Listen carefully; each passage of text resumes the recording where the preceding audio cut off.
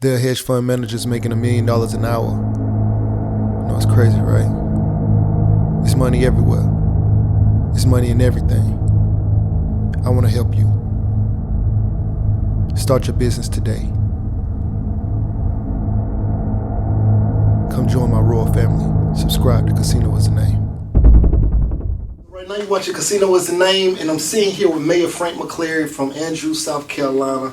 He's also my brother-in-law and also a retired full-bird Army colonel. And I don't get a chance to do this every day. I'm actually here in Andrews, South Carolina right now, and I wanted to just kind of pick his brain on what it's like being a mayor. So, no further ado, what are some of the day-to-day activities of mayorship? But before we get there, let's recognize this talented young man right here who's bringing a lot of great information to actually globally because of his YouTube business now. So he's bringing these special messages to all. So we appreciate you coming all the way from Atlanta. Yes, sir. To do this and to capture the activities of the day and to spend this time with us in Andrews. So we appreciate that. Yeah, I appreciate that. Yeah. That's from the mayor. So, I ain't say it. So this is a quality guy. You can get him to your town. He's got a great following, and you can get the word out there about your business or whatever you're doing that's going to impact your community. So Casino is the name, so you guys go after. Right, Casino is the name. Yeah. So as far as for me as a mayor and the daily responsibility, again, those are the things that you provide service, maintain the town's business, protection, infrastructure, water and sewer, those things, all those things, and again, all the way up to trash collection is a responsibility of a mayor and administrator, and overall, the town council, but we're the ones that run the day-to-day operations. So you pretty much manage the city. Absolutely. Okay. Mm-hmm.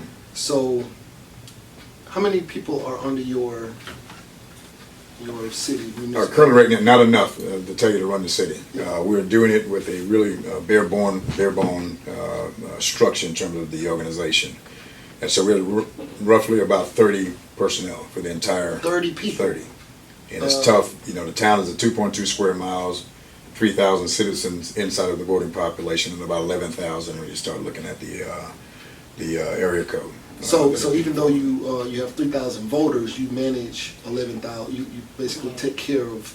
They come here to shop, go to school. We have 4 schools here to include a Christian academy, and so we have people travel sometimes. Up to about 15 miles to come to school here. And then we're sitting in 2 major roads, so we have a lot of tourists that come through. Myrtle Beach is an hour away going east. If you go south, you're into Charleston, an hour away. So we're sitting right here in a pretty good spot for for tourism, that kind of business, and so we have a large population to service, and so it gets bigger than what it looks like. 30 people. 30 people. 11,000 with 30 people, and that's why they have to be multitaskers. Commissioners, they have to be able to do more than one thing at the That's same crazy. time. Absolutely. You have to have some very smart people. Yes. Wow.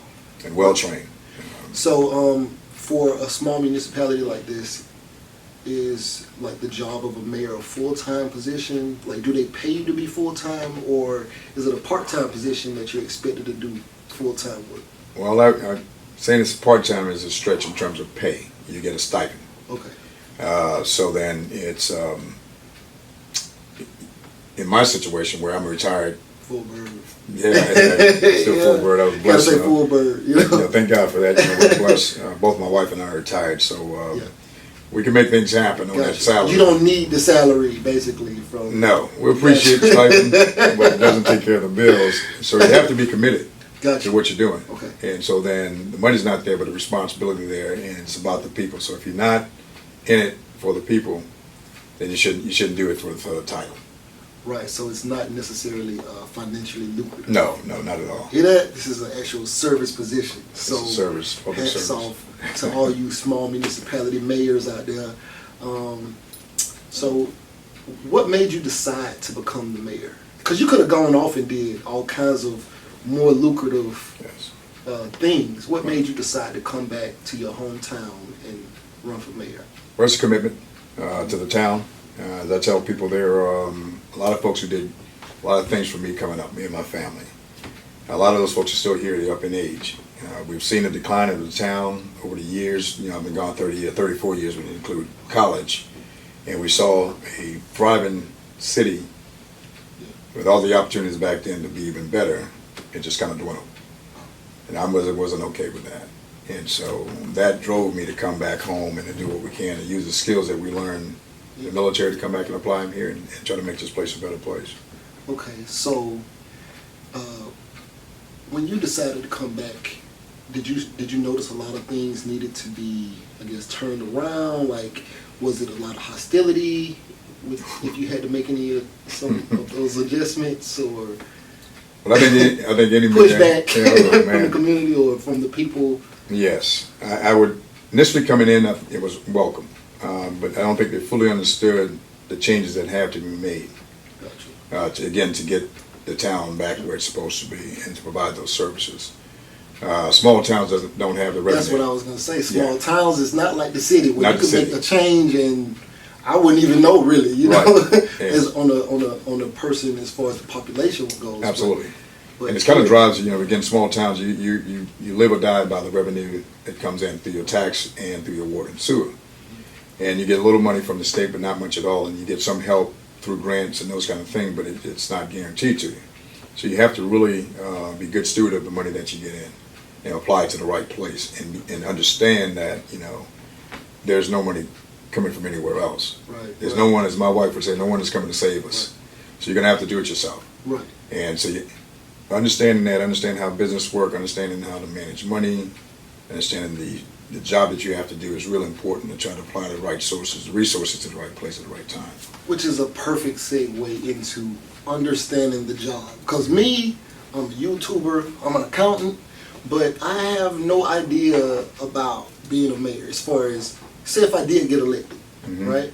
I wouldn't know what I'm supposed to be doing actually in the job. Right. Is there somewhere where a new person becoming mayor or interested in becoming a mayor or looking into it, where would they learn about how to do the job? Like, well, it's in our case, we have a municipal association for the South Carolina, and they provide a lot of training that you don't have to. It's not required. It's not required. It's not required. That's crazy. That is crazy. So you can be a mayor without any you can run around blind without any training. That's scary. But a large part of what they do educate the elected officials. Okay. But that doesn't replace you getting into the books and understanding, first of all, what is the responsibility of a mayor? And it's clearly laid out. Okay. And then understanding how to apply that, right, and to do it fairly across the board. Right.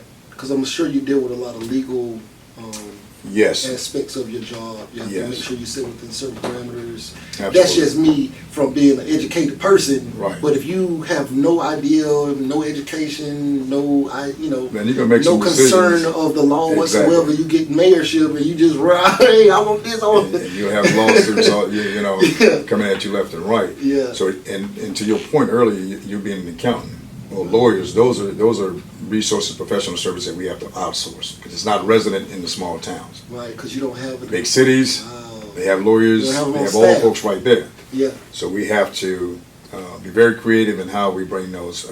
Again, it's staying within your limited budget, but you have to have that expertise to keep you financially straight, legally straight, and whether professional engineers, all those resources have to be brought in to be a part of this whole thing. And you'll have a minimum staff, and that's how I augment my 30-member staff with all this professional service, which is going to cost you. Yes. So do you find yourself pulling a large part from your military experience, as far as on the leadership side? Yes. Again, fortunate, 29 years in the military and being in leadership positions and having to manage money, $1 million accounts is nothing to a military officer, whether you're a lieutenant. Right. You're gonna, as a lieutenant, I had a $50 million budget, Wow. and all they had, as a lieutenant. As a lieutenant. And you can imagine as you grow, the budget, maturity, it's crazy. So, to your point, the military, and that's one thing that people need to understand, the military teaches us a lot. Yes. People skilled, how to manage resources and make a decision that's going to impact people's lives, whether in combat or in garrison. So all those skill sets apply here. We are conditioned to follow the rules. We understand the regulations, so you got to follow the regulation. That keeps you from having to bring that lawyer in to bail you out. So we follow the rules. Follow the rules. And treat everybody equally, to include yourself. You're not above the law, and everything should be fine. But of course, you know, you will have, to your point, you will have some that doesn't necessarily agree with that, but it's fair, only fair. That's what it was all about. So, as far as like with the taxes, like are the schools affected by the taxes, or what actually comes out of the taxes besides the salaries of the local government? What actually comes out? What is the taxpayer money paying for in a city? So for property owners carry a large burden, I would say, or the large share of the revenue coming in through the tax base. So if you're not a property owner, you're just a renter, you're not really contributing that way. Gotcha. So that's one source of revenue. Then you have your water and sewer, which does money, that money is protected. You can only use that for water and sewer bills or salaries. Gotcha. So then we were sometimes, in our case, where you're not generating enough of water revenue through water and sewer, you have to pull from the general fund. But you couldn't pull from water and sewer to support general fund. So now, in terms of how that breaks down in your tax base, 41% of our tax dollars go to the school district. Oh, wow. 41%. Wow. 41.5% of that comes back to the town. Okay. 12.5% of that goes to county use, and another 5% goes to the sheriff department.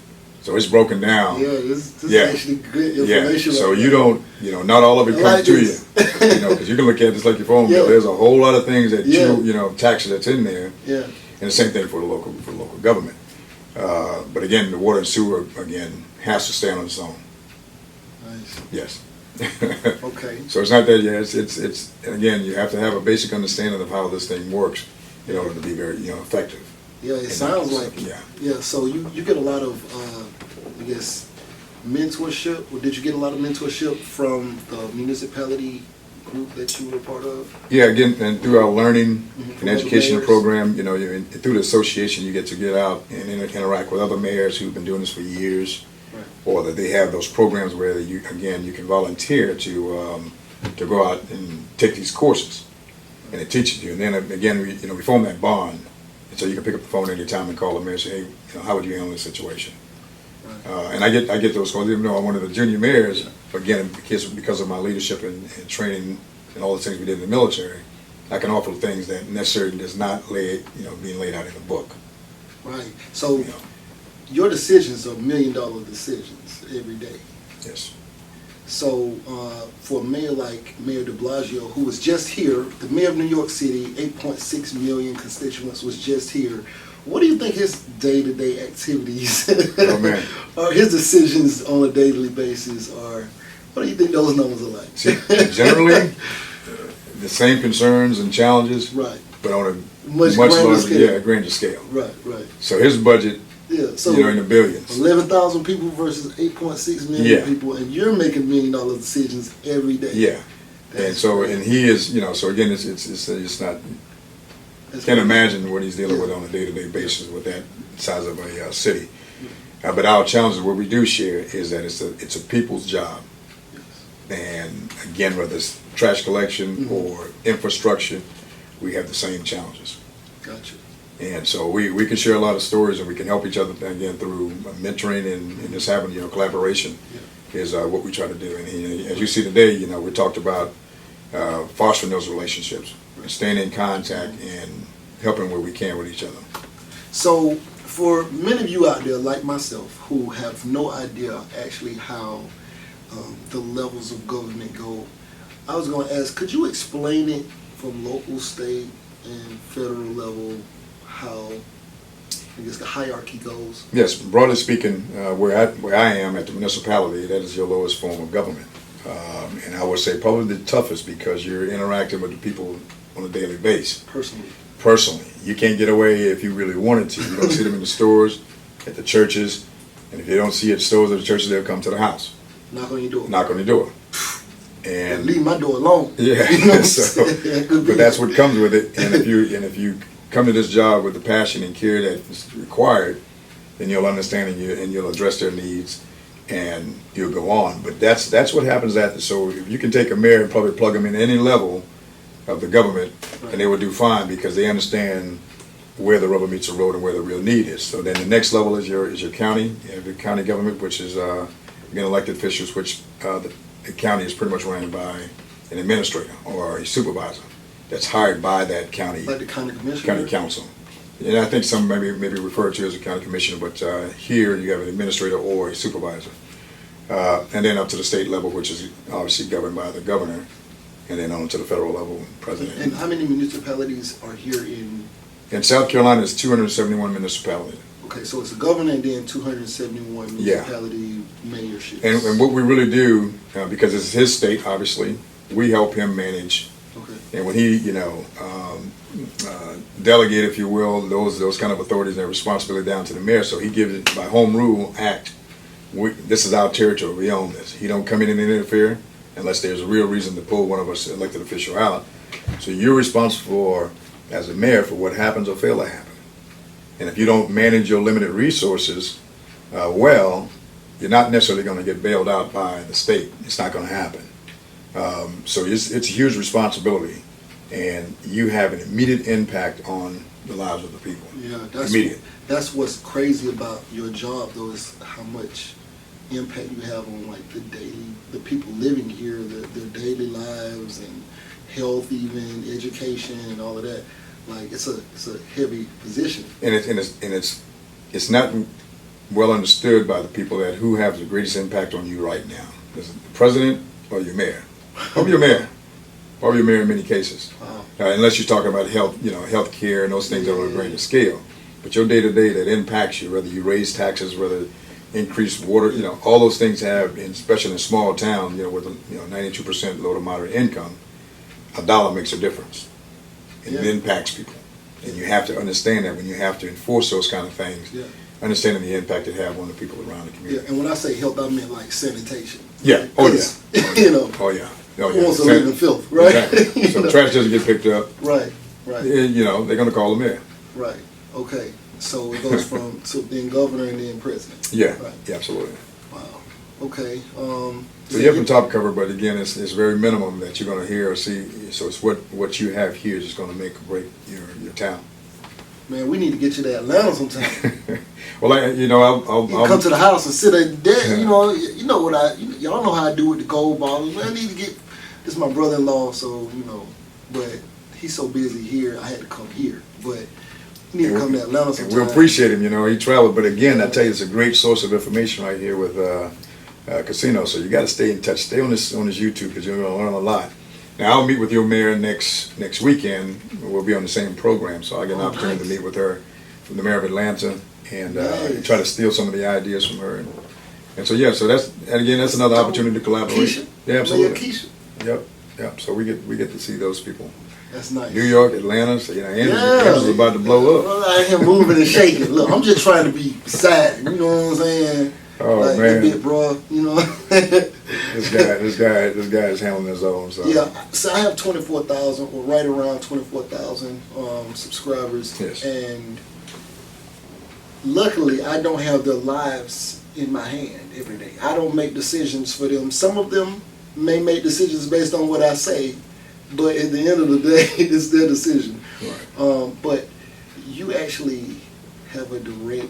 I could not imagine having that much control or responsibility of other people's lives. I have a son, and that is enough for me.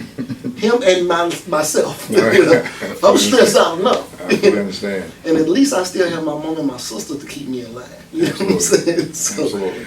So it's a huge responsibility. Yes. And it's got to be one that you accept, understanding the things that you're talking about. Right.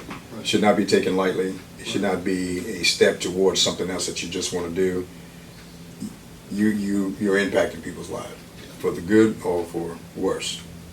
Right. And when you come in a position like this, you need to take it seriously and do the very best you can. It's gonna take your personal time. Your family is going to, I hear it all the time when you're coming home. I'm like, I don't know.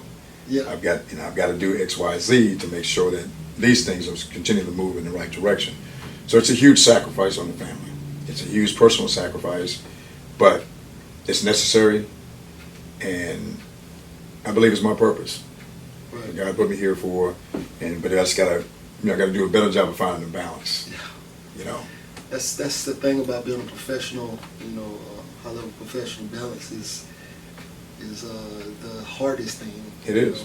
It is. I mean, you've gone to wars, you've led troops, you've done all of that, and now you're here still trying to find balance. And and again, those skills we learn, we apply them here. And in this case, it's sometimes a little bit tougher because we're a structured organization in the military. Yeah, here. People say you tell them to move, they move. Yeah. It's not necessarily the case in the civilian world. No, it's not the case in the civilian world. So you're going to have to adjust. Who are you talking to? Exactly. This is not the military, Colonel. So I get called Colonel a lot now. But it's necessary to make sure that we have a structured organization. Right. It functions the way it's supposed to function. And we do the things that are necessary to make sure that we're taking care of folks. Yeah. But there you have it. I've got a chance to sit down and actually talk with the mayor of Andrews, South Carolina. And I have been trying to sit down with him for a very long time. A long time. Anyway, right now you're watching Casino is the Name, man. Make sure you like, subscribe, share this video, comment in the bottom if you find any of this interesting or you find some questions that you want me to ask him.